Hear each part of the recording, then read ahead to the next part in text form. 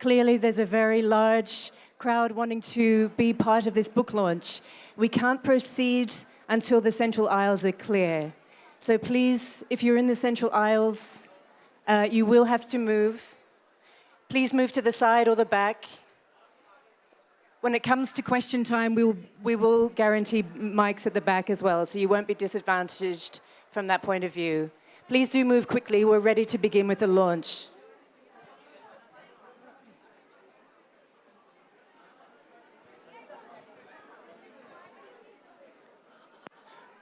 Once again, if you're in the central aisles on either side, please move quickly so we can begin. Thank you.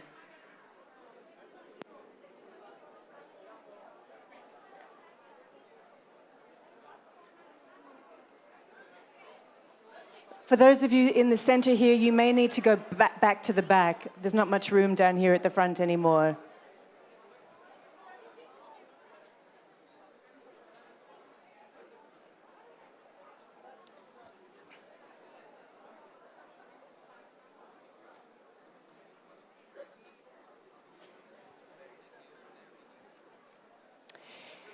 So the book launching here this afternoon is The New World Disorder and the Indian Imperative.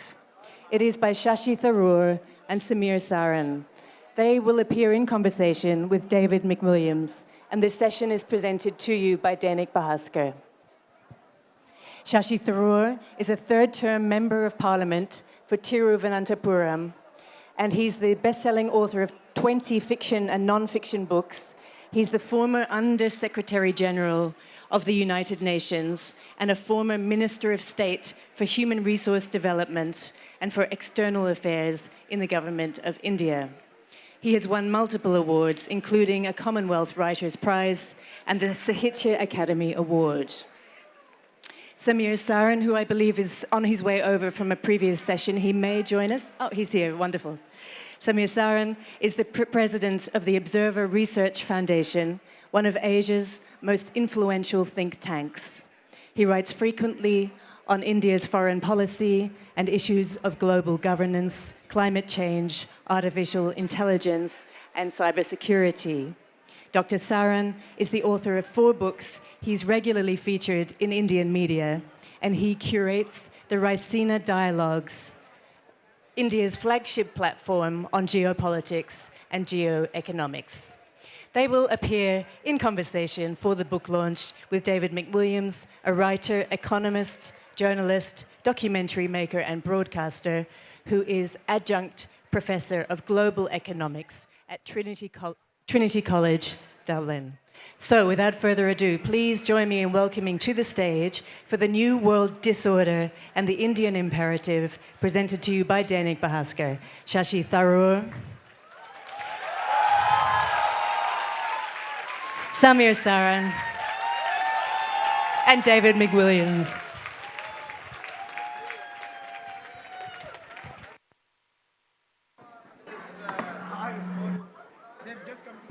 Yes. Good afternoon, ladies and gentlemen. Good afternoon. This is an extraordinary session. I promise to keep my Dublin accent as Anglified as is possible so people can understand us. This is my version of sounding like the Queen of England. If I go into my patois, I'm sure Shashi will stop me and simultaneously translate. But no, it's a pleasure to be here on Republic Day. It's very funny for an Irish person waking up on Republic Day here. You wake up and our flag is everywhere. I'm thinking, man, this is really nice. The only difference between your Republic Day and our Republic Day is in your Republic Day, alcohol is banned.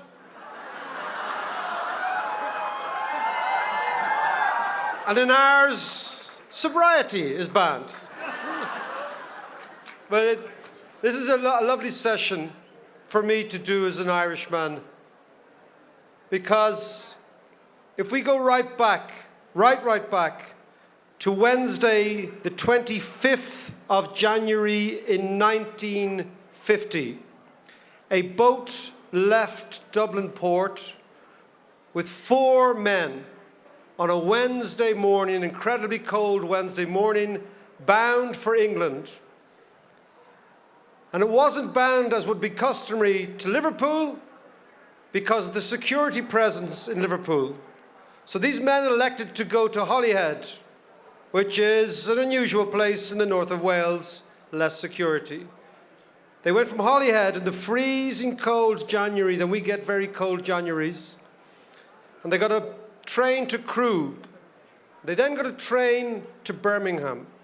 And when they were stopped by English security, they claimed they were going to see a football match with the local team Aston Villa that has quite a large Irish following. But what they were actually going to was the only official ceremony of Indian Republic Day outside of India.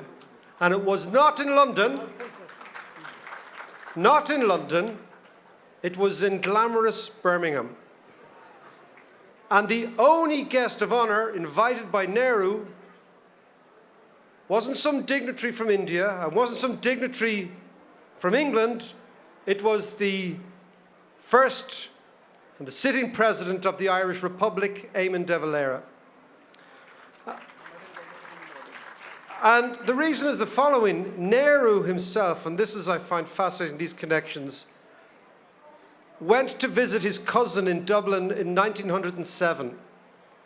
And he wrote to his father, and he said, and I quote, he said, "Father, have you heard of this Sinn Féin movement in Ireland? It's a most interesting movement. It resembles very closely the so-called extremist movement in India. Their policy is not to beg for freedom from foreigners, but to wrest their freedom from foreigners." He said, "This movement's causing some consternation here, and they say that if their ideas take hold in the country, English rule will be a thing of the past." So this is Nehru in 1907. Who was the leader of Sinn Féin youth in 1907? The very same Eamon de Valera that Nehru invited to the very first opening and anniversary and celebration of Indian Independence Day. So we feel kind of like you, except we're slightly pink. You know? All this stuff was taught to me by Irish priests. We were taught by priests who had their formative years educating you guys in India. So they came back and told us all this stuff. We're sitting in their classrooms in the 80s thinking, man, I don't get this, but cool. But I remember the priests used to say to us, they said, "Now, you lads, study your mathematics and your physics and your classics." And we would say, "Well, why is that, Father? What's wrong?" He says, "Because those Indians are much cleverer than us." Right? And he goes, "And when the big world is open, those lads will be in competition with you." And we'd always say, "Well, what about the Brits?" They said, "Don't be worried about the Brits. By that stage, they'll be fighting with themselves." And they are. So what can we do? So anyway, the book's a great book. You won't hear the last from me. I'll get these two fantastic people to discuss this. But I just want to start. I picked up the book a couple of days ago. And the opening is an Irish poem by W.B. Yeats. Just listen to the words, right? The Second Coming, written in 1919. Okay? W.B. sitting in Dublin trying to figure out what's going on. And he starts with the words, "Turning and turning in the widening gyre, the falcon cannot hear the falconer. Things fall apart, the centre cannot hold. Mere anarchy is loosed on the world, a blood-dimmed tide is loosed, and everywhere the procession of innocence is drowned. The best lack all conviction, while the worst are full of passionate intensity." So listen to those words and think about our world now. Things fall apart. Why? The center cannot hold. Why? Because the best people lack all conviction, allowing the worst people to be full of passionate intensity. I can't think of more opposite words written 100 years ago than these.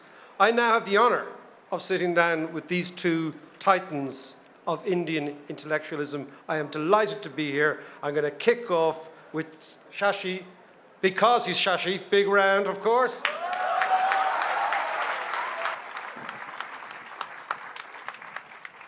Thank you, David, for that wonderful tour of the affinities between the Irish independence movement and ours. In fact, it goes back even farther because we actually had an Irish woman, Annie Besant, come here and establish the Indian Home Rule League in the 1890s and the Theosophical Society and the connections. He has unfortunately forgotten that at the festival he curates at a place called Dalkey, not far from Dublin, about an hour and a bit. I actually did a session on this very subject of Indian and Irish freedom and democracy. But anyway, we're not here to talk about our domestic politics. The New World Disorder, which Samir Saran, sitting on my left, and I co-authored, is an attempt to look at global governance, or the lack thereof, where it's heading, and where we think India could step in and play a useful role. What do we mean by global governance? It's the arrangements by which the world has been run, essentially since the end of the Second World War. Now, in many ways, it's a good thing because the first half of the century was awful. Every horror from the Holocaust to Hiroshima, countless of civil wars.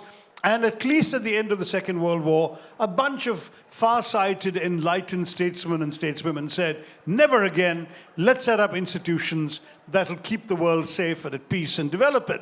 And they set up the United Nations, they set up the so-called Bretton Woods institutions to handle economic questions. They set up an agenda that then allowed India, for example, as a member of the UN, to push for the decolonization of many developing countries. The issue of economic and social development came onto the agenda of the UN. In the 70s, environment followed as a major issue. And of course, in our times now, there's increasing discussion on information technology, communications, and cyberspace. So all of these changes have been happening. Well, people can say, so aren't you happy? Hasn't global governance worked well? And we'll certainly concede lots of good things have happened. There's not been a third world war. There hasn't actually, colonialism has been lifted. Millions of people have been freed from the imperialist yoke. We've had development taking place, etc.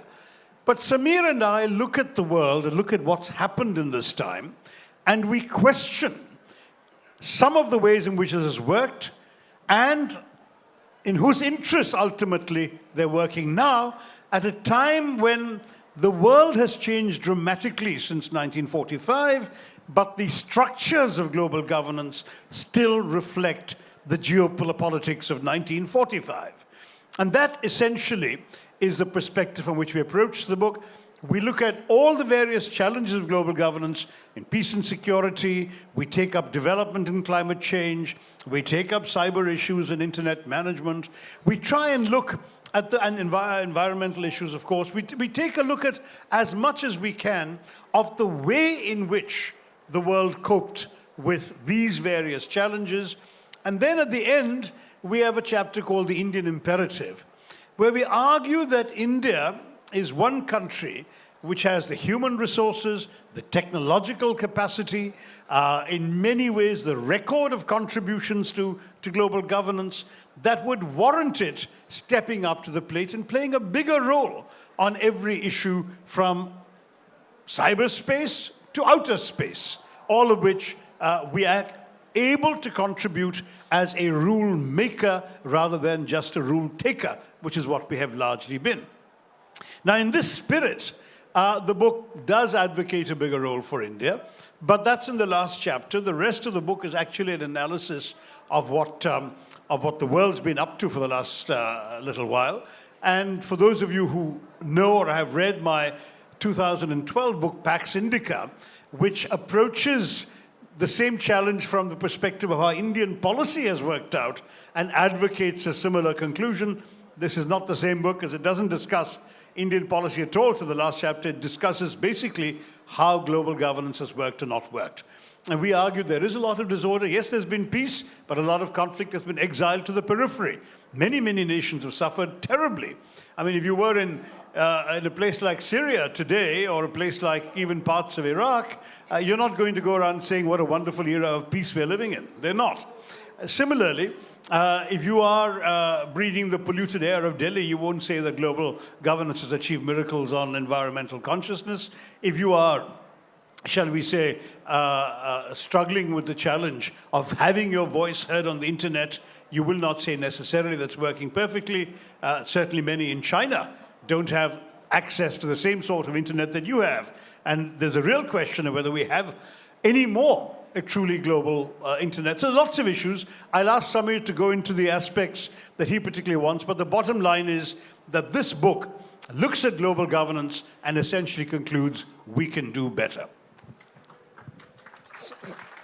Samir, can I ask you, before we go on to the solution, if you were to put together in your head like 3 or 4 major things that you think have gone wrong, because Shashi was saying there was a moment not that long ago where the world was an optimistic place, the story was that it was inclusive, we were largely going the same direction. I'm not talking that long ago, maybe as early as 1990, 1995. What do you think, Samir? Can you pinpoint the things, economic things, political things, maybe equality things that have gone wrong, as well as the change in technology? So, I did not expect to be speaking here. I thought I was an accessory to Shashi Tharoor, because when he takes the Likewise. stage, so thank you for getting an opportunity sitting next to Shashi and saying a few words. But clearly, Shashi, this is a constituency bigger than Thiruvananthapuram, and I can get that right. And perhaps you should be standing from here. So, but we have agreed that we will not discuss domestic politics, because he and I have different political assessments of the present, although we do believe that India has a chance and an opportunity and must be determined to be an influential shaper of the future world that we inherit. Now, I think Shashi was being Shashi, and he was very gentle with what has happened over the last 70 years. I think we both in our assessment agree that things have gone terribly wrong. And we have just picked up a few sectors to examine the nature of the failures.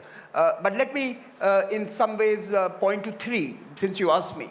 I think the first point that Shashi made was that the ideals that defined the Bretton Woods and the United Nations structures and defined the mood for the next 5 decades succeeded in putting together a certain momentum that lifted people out of poverty, that prevented a third world war, that did a few good things. But essentially, if you start examining the performance of each of those functions that they were meant to dispense, you will find that there was an elite capture. There was a capture of a certain, they were captured by a certain class that promoted a certain economic model, that excluded a certain kind of people, and that literally bought bodies to fight their wars. So I think the United Nations did not implement its ideal. I think the first failure was that the ideals were not implemented, certainly not implemented as they should have been. They ought to have been. And I think that's one thing that comes through this book. Certainly in the peacekeeping section, peace and security section, Shashi is very passionate about, we speak about 2 terrible things that happened. Rich countries basically bought bodies from poor countries to do their peacekeeping activities. You were buying the Bangladeshi and the Indians and the Pakistanis and the Africans and Southeast Asians to go to conflict zones and act as your boots on the ground. Moreover, the folks who went to the conflict zones did not have agency to decide whether they should be there, whether they should intervene, and what kind of intervention should it be. So the agency and the agent were 2 very different aspects of that particular. And this runs through the UN functioning. Of course, I am being a little extreme in my assessment, and Shashi is nodding because he has served his life there. He still owes the, what is it called? Namak khaya hai wahan par. So, but I think one is the UN. And I think the UN, as it was meant to be, has certainly not displayed the grit, and it has been captured by a few countries and few institutions at different moments to pervert the United Nations agenda. The second, of course, is the development agenda. which was meant to be truly the noble ideal for all of us. Lift people out of poverty, help agriculture and agriculture economies develop, urbanize folks, give them access to finance, opportunities, etc. And you saw that in those development agendas, very real capitalist ambitions. I mean, the most feared generals that America ever sent was not in World War II or to Iraq. They were General Motors, General Dynamics, General Electric, and General Atomics. And then came General Colin Powell. But these four generals were certainly what was embedded in the development agendas of rich countries. And I mean, I'm picking on the US. We shouldn't pick the US alone. I think everyone. Don't worry, we'll be equal opportunities picker honors. Correct. I just remembered, by the way, I met an Irishman in a pub in London, and he came up to me staggering, and he says, "You know why God created alcohol?" I said, "Why?" "So the Irish wouldn't rule the world." So, Absolutely right. had you not been drinking, East India Company might have had a different name. Coming back to the point. So, and then you come to technology. And suddenly this is meant to be the great liberating medium which connects people, which harmonizes communities, connects like never before. And we are going to be this great global village based on the Ethernet. And there you see state surveillance, surveillance capitalism, you see hashtag mobilizations, you see fake news and the post-truth world emerging. And suddenly that medium, which was meant to actually make us a better and a more integrated global community, has destroyed any commune, any chance of a commune.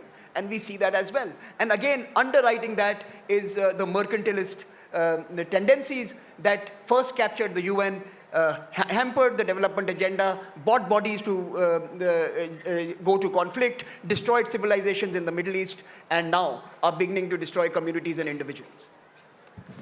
I think that was, I was being optimistic. That's a pretty definitive round. But what about... Good cop, bad cop. Good cop, yeah, okay. So if we think it's institutional failure, Samir, you said it's institutional failure, it's a mercantile aggressiveness backed up by a physical military aggressiveness, and all the while the institutions that were supposed to be glorious and multilateral have been emasculated. And finally, the technology, you believe, has led to some sort of aggregation of power in smaller cliques rather than dissemination. This is a pretty apocalyptic view. I mean, I'm not sure that I go quite as far as Samir would, in the sense that he has phrased it apocalyptically. I tend to be a little more realistic about the way the world works. In fact, I've often quoted, I don't think I've done it in this book, a line of Dag Hammarskjöld, the second Secretary General of the UN, 60-odd years ago, when he said, the United Nations wasn't created to take mankind to paradise. It was created to save humanity from hell. In other words, you can't always achieve your ideals, but you can prevent the world from going to hell in a handbasket. And that, in many ways, is the best the UN could do. Samir, who clearly still cherishes his ideals, is disappointed they weren't fulfilled. I say this is the best possibly the UN could do, especially in a field like peace and security. But there's a larger challenge, David, and that's this resistance of those who came to the top of the system at the end of the Second World War to accommodate anybody else. I mean, in 5 years now, we've seen no real room for Japan and Germany, the two largest economies after the US. We've seen no real room at the high table for India. China has a space on the permanent membership of the Security Council, but in the Bretton Woods institutions, till 4 years ago now, they actually had the same weighted vote as Belgium. So you have a situation in which the system is skewed in favor of the people Samir is talking about. And when others say, hey, we've moved on, give us space at the table, instead of, squeezing together and allying them in, these guys are pushing their elbows out and preventing it. And that creates a real challenge as well, because let's face it, we all know in international affairs, if you're not at the table, you're on the menu. Yes, exactly. And what Samir was describing was how it feels like to be on the menu. Okay, can I maybe talk about the reason those countries have not allowed the Chinas or the Indias in is a profound insecurity about their own position. They don't recognize themselves as being the top dogs anymore. So the 5 or 6 countries in 1945, they're not really that impressive. And It's more out of insecurity than power that they are reacting this way. No, I don't disagree with that at all. The resistance is precisely because they think, we are losing space, and if we concede more space, we're never going to get it back. And I think if you were to look at what we're suggesting, we're not suggesting completely shattering the world system. This is not, say, what Germany and Japan wanted in the first decade of the 20th century. What countries like China and India want essentially is a place at the table. I'll give you a good example. I think Samir will agree with me on this. The New Development Bank. What is the message of the Chinese BRICS New Development? I say the Chinese, but an Indian is the president of it. It's located in China. The financing comes from 5 countries. What they're saying was, it was during the time when the G8 had agreed in Pittsburgh to shift the weighted voting in the Bretton Woods institutions to parity between, on the one hand, the rich countries, the top dogs after the Second World War, and on the other hand, the emerging and transition economies. That is, the developing countries, the emerging ones like China, India, Brazil, South Africa, and the transition economies are the ones moving from, in Eastern Europe, from the Soviet-style communist rule towards, I suppose, market economies, liberal capitalism, and so on. Now, 50-50 would have been fair. You know what happened was, for 8 years, the US Senate sat on this deal and wouldn't ratify it. So China remained exactly where it was from 2008 to 2016. I think, and this is my view anyway, that they pushed for the creation of the BRICS New Development Bank to say to the rest of the world, and particularly the Americans, hey, listen, we're asking for a level playing field, but if you don't give us one, we'll go and build our own. Yeah. And that was a very clear signal that I saw. No, in fact, Samir? we actually delved into this, and I think there were 2 messages there. I think the first message, of course, was that we are capable of building our own institutions that can help us chart our own ambition. And China went and did more than just the BRICS Bank. They created the Asian Infrastructure Investment Bank. They created the big infrastructure project, which is called the Belt and Road Initiative. And of course, they have created their own, China Aid Agency equivalent, which now gives aid around the world.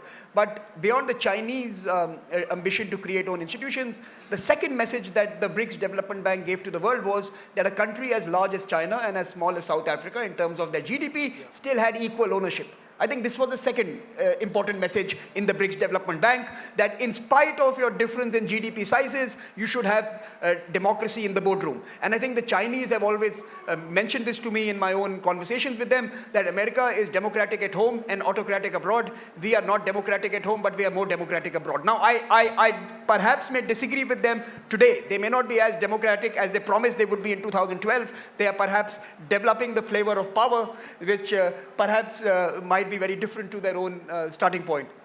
Do you both then, let's see the word, now that we've kind of alighted on China and America, do you read the world, both of you, before we go on to India's role, as an inevitable march towards an inevitable conflict between China and America, where trade wars are the beginning of something more sinister, much bigger, and clearly more dangerous? Well, to my mind, one of the things that made the potential competition between China and America different from the US-Soviet competition was that the US and China are far more implicated in each other economically than the US and the Soviet Union ever were. There's huge American investments in China. Half the growth in Chinese GDP has come from American money and American factories, American companies setting up establishments there, and Americans buying the goods that China exports. And a significant amount, I think the numbers change every year, so I don't have the latest figure, but a significantly large percentage of American treasury bonds, somewhere up to $1 trillion or more, are held by the Chinese government. How many trillion? 3 to 4 trillion, he says, are held by the Chinese government. Now, that's the kind of thing. I mean, China could literally send the American economy crashing by selling all their treasury certificates one But that day, would send and they their want economy to. crashing too. And America so could it is pull a all- kind of a mutual... But they can't be that crazy. I mean, it's just, that is a different kind of mutually assured destruction, as we talked about during the nuclear war. So I would say there is a limit, but still the very fact that America has gone from celebrating the freedom of trade between them and China into a trade war mentality under the very transactional President Trump suggests that you can't take anything for granted. Things could still go down the tubes. On this, I think the Russians kind of capture this relationship the best. They say with the Soviets and the Americans, you had Cold War. Between the Chinese and the Americans, you will have hot peace. So I think that is the kind of engagement they will have. You will see decoupling and recoupling, and you will see technology as the new beachhead where this is going to play out. And that worries me more than just the trade aspects, because technology actually now encompasses everything.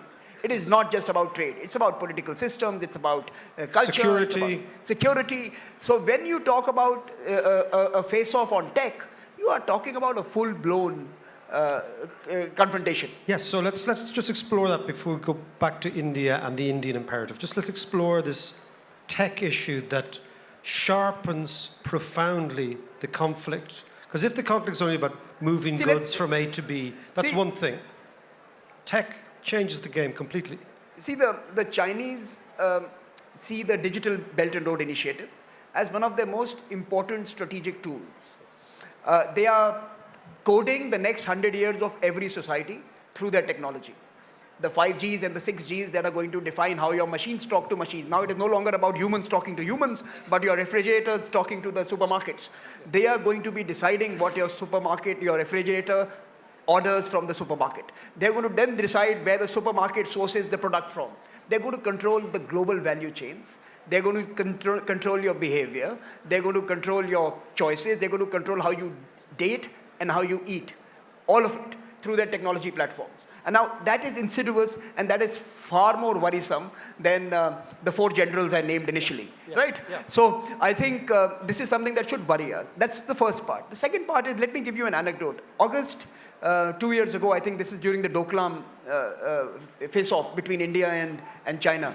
If you were in the month of August that year using any Android phone and putting the word Doklam to search on your mobile browsers, you would see the first 10 to 15 results would always be Chinese bias reportage.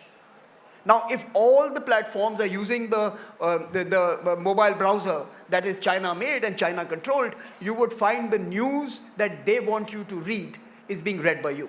And I think you start also manufacturing consent in bits and bytes. I think the old idea, which the Americans did through the Carnegies and the big foundations and the Rockefellers to take the God's gospel to the world, the Chinese are doing it through a slightly Confucian method. So your fear, I mean, what I'm getting out of the New World Disorder, which I expected to be a fear of the United States, actually, if I had to bias, it's a fear of China. Who would you prefer? I don't think, gentlemen, who would you prefer as top dog, America or China? Neither. Correct. I think. So now let's talk about India.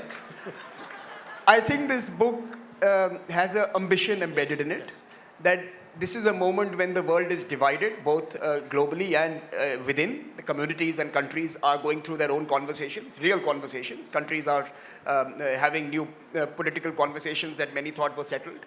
Of course, we are no exception. And these are real conversations. We should not be dismissive of these significant debates that are happening.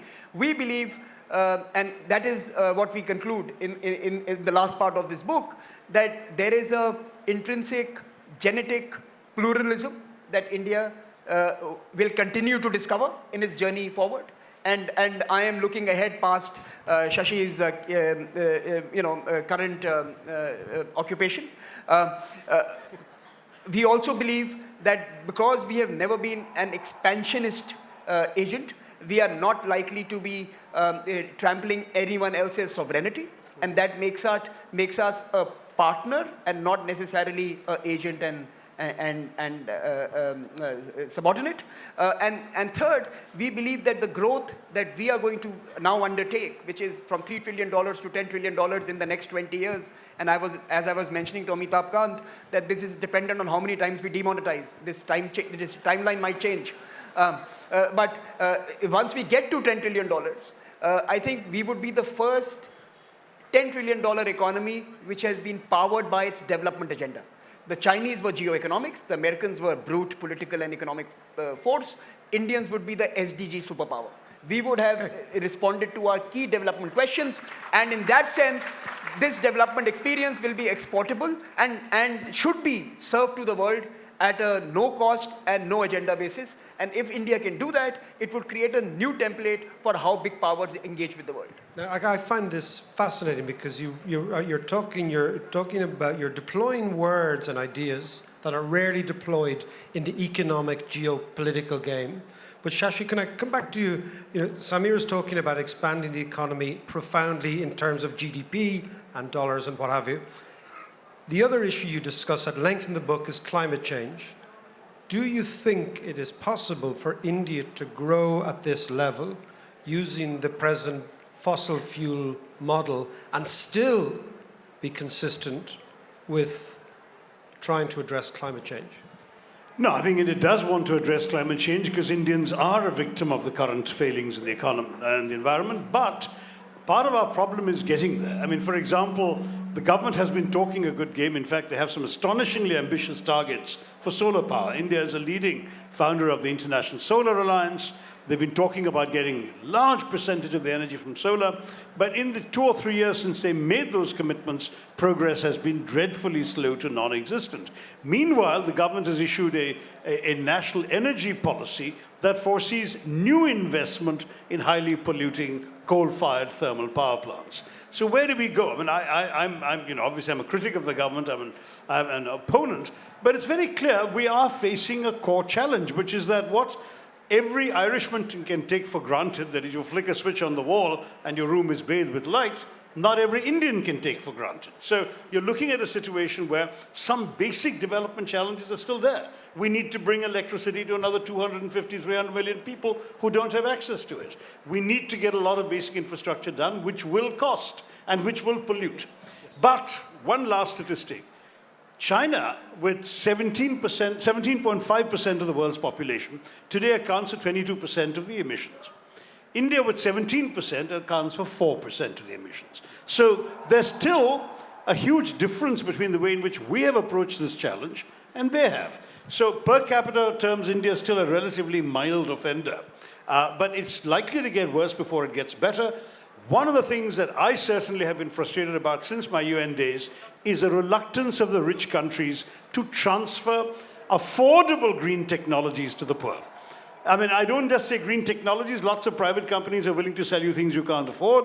But if you can get some help, some subsidies, some deals whereby you could do that, then we will be in a position to actually help poorer countries adapt their ways of generating necessary, inevitable, unavoidable energy in ways that do less damage to the planet and to themselves. Samir, can I ask you, somebody from the outside is watching India over the years, this enormous country, huge diaspora population, incredible potential, enormous military as well in terms of if you wanted to elbow your way around, you could easily. Can you explain to me as an outsider why India has been so quiet as a major power? I think that's changing. I think you could argue that for the first 60 years, we were the quiet, reluctant international voice. I think pretty much since 2008, in fact, I would say that when we went boldly and created the whole nuclear agenda under the Manmohan Singh government, signed this India-US 7 nuclear deal, created a basis for Indian exceptionalism. In a sense, please understand, we became a de facto nuclear state through a bilateral deal, and we defied international framework, carved out a special space for ourselves, very French-like. French or Israeli-like? and Israeli-like. No, I think it was more than what the Israelis could ever manage. So I think since those days, India has changed. And its own ambitions today is to be a leading power that they regularly espouse in public gatherings. And if you look at the last, say, 7 years, and as the book would suggest, we have started disbursing close to $1 billion, in fact, over $1 billion in aid to our neighborhood and to African countries. We have been transferring technologies and know-how and capacities. We are, in traditional sense, an aid giver. We don't call it aid. We call it international development cooperation. We don't even want to use the terminology that places someone on a pedestal. So I think we are doing far more today than we did in the previous century. And I expect this journey from $3 to $10 trillion is going to see that part of India increase. Ladies and gentlemen, we have only a few minutes late. I want to take some questions from the floor. Hands up. 2 questions I've been told. One there, and in the sake of democracy, I think one there. Okay, so. But I'm going to take them together. So, gentleman here, lady there with her hand up, put your hand up. It's like being in school, just keep it up because I can't see it yet. There. Yes, there. Oh, you're gone. Yes, you, yeah. And gentleman here. Oh, no, sorry, and the lady there. There with the hat, with the very glamorous scarf. Yes, you, yes, with the glamorous scarf. Okay, we take them 3. 1, 2, 3, we take them together. Okay, go for it. So my question to you is, you mentioned how machines are going to talk to each other and we're being governed by other forces now. So now that we have an app for everything, do you feel it's a new way for new capitalism to weave in and keep people separate from each other from discussing things and sitting at one point, at one place and discussing relevant issues to isolate people basically? Do you think that's true or is just a convenient way? First question, the dystopian nature of technology. Okay, there we go. Second question. So my question is to Mr. Shashi Tharoor, and I'm a student of international relations, and my question is, as you know the state of affairs and the globalization that's taking within the social media realm, what is the Indian imperative for diplomacy for youth? What do you think is the requirement for the general youth to know diplomacy? And how can we go ahead with that? And as a student of international relations, that's a very huge question. Excellent question about the diplomacy for the youth here in India. Final question, gentleman here. Thank you, both of you. You deal with the transitional period of disorder. I would like to invite you to think about the challenge of responsibility. And especially Shashi, when you talk about the inadequacy of existing institutions, you both referred to that. My pointer is, what is the process of building up new institutions? Okay. And that institution building is not just an institutional activity, and it is also a mobilizational activity. And in what way we can recreate a different kind of United Nations today? Excellent question. So we're starting back at the United Nations, rethinking the global infrastructure. We're then going on to the youth, and of course, given that Indian youth will be by far the single biggest section of youth worldwide, anywhere. And finally, we have the dystopian nature of technology, which will separate people and atomize people. Off you go. And I've been told very quickly here from the side of the stage. So on your question, I think this is one of the most fascinating studies for anyone who wants to be in social sciences today. How will humans engage amongst themselves and with machines in the future? And I think this is probably going to be a whole new identity discourse. Man, machine, woman, woman, all sorts of combinations. We'll have a whole new category of communication studies around this particular aspect. But let me tell you 2 things that are quite visible. Number 1, communities and nations are now aggregated through hashtags, not through geographical boundaries. Nations have escaped their territory, and they are now the proverbial cloud state. Nations exist on the cloud.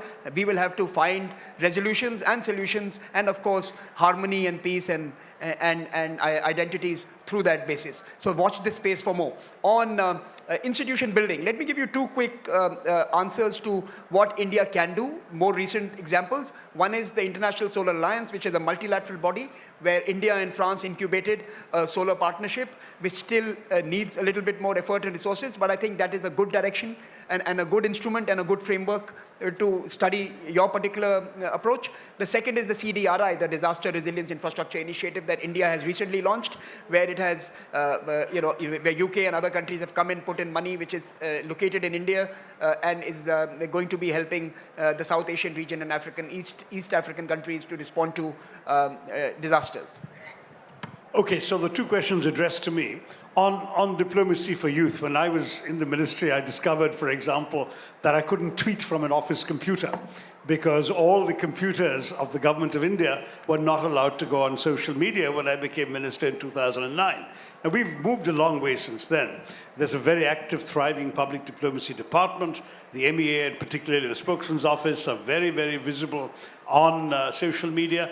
Every Indian embassy has a social media account, every ambassador does, the minister does. As you know, a lot of people are now tweeting directly to the minister when they find themselves in distress abroad and so on. So there is a complete opening up of the social media space, which does offer two ways of involvement for young people in the processes of diplomacy. One is through the direct access they now have through social media, bypassing intermediaries, and you write a letter and you never know whose file it ends up in, or whether it gets vertically filed in a waste bin. Now you're writing on social media and very often you're getting reactions directly, and that helps. The second is in your own interactions with other youth. I've heard amazing stories of, for example, Indian and Pakistani kids connecting to each other on social media at a time of tension between our countries when they could never have physically met. They developed virtual relationships and even undertaken virtual projects of cooperation for peace and so on and so forth. And that's something young people are more adept at doing because they're so much more at ease with the world of social media. So those, I think, are some ideas, but you will come up with more, and it's your world now, do it. Coming back to institutions, I agree with what Samir said. I'd go a little beyond that. I've argued that the best metaphor to look at all this today is indeed that of the World Wide Web. We are truly, I know now it's already become a cliche, we are a networked world. It's no longer about bilateral relationships alone. Multiple relationships are happening where I may be connected to you on one issue, you may be connected to her, I may be connected with her on a totally different issue, or I may not be connected to her at all. It depends on what the interests are. I'll give you an example. Every year our foreign minister meets his Russian and Chinese counterparts in something called RIC. Then he adds the Brazilians and South Africans for the summit of BRICS. Then he takes out the Russians, keeps the Chinese, and has environmental negotiations as basic. And then he takes out both the Chinese and the Russians and has a meeting of IPSA for South-South cooperation. And India is the only country that's a member of all of these groupings, not merely because our name very conveniently happens to begin with that indispensable element in any acronym, a vowel, but because we actually gain from each of these formulations and have something to contribute to each of them. So this world of multiple networks is, to my mind, the way in which institutions are going to come up, provided there are some basic ground rules agreed. Peace obviously being foremost, equality being another, respect for sovereignty being a third.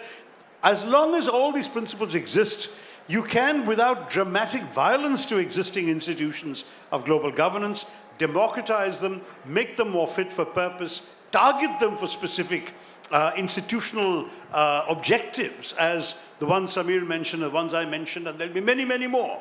And in that way, you could completely reform the way in which the world works. So that's really where I think the world is going. The only thing is we need to steer it further in that direction and make sure we play a useful role in it. Now, ladies and gentlemen, before we go, we have the moment of truth. The book is buzzing with ideas. I couldn't put it down. I got it when I arrived, thumbed through it. Fantastic. We now have the great unveiling.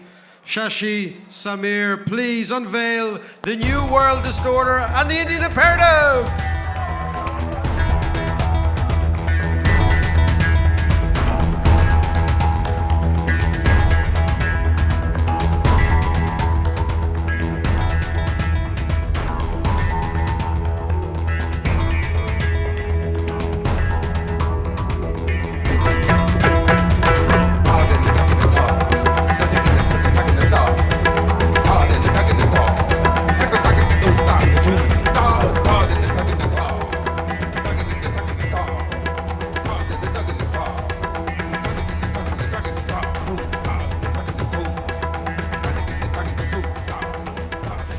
just before we conclude the launch of the New World Disorder and the Indian Imperative, I have a small announcement.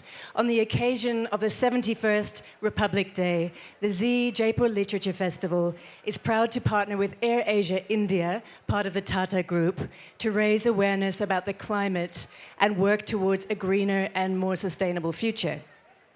Together, we are creating a literature forest with individual trees in honor of our speakers at the Jaipur Literature Festival. So I'd like to welcome Siddhartha Bhutalia, Chief Marketing Officer of AirAsia India, to present a certificate marking this occasion to Shashi Tharoor, Samir Saran, and David McWilliams. They will now each have a tree named after them. And there will be a signing now of the book. So please do go to the JCB Prize for Literature bookshop, managed by Full Circle. You'll find it to the left of the Charbagh venue. The authors will be signing copies here at the Nexa front lawn. You will find them at the Zee kiosk, which is in the far right corner. It is Shashi Tharoor's final signing of the 2020 Zee Jaipur Literature Festival. So if you do want to have a book signed, please do pick up a copy, and you will find both Shashi Tharoor and Samir Saran, as well as David McWilliams, I believe, signing for you at the back of the Nexa front lawn.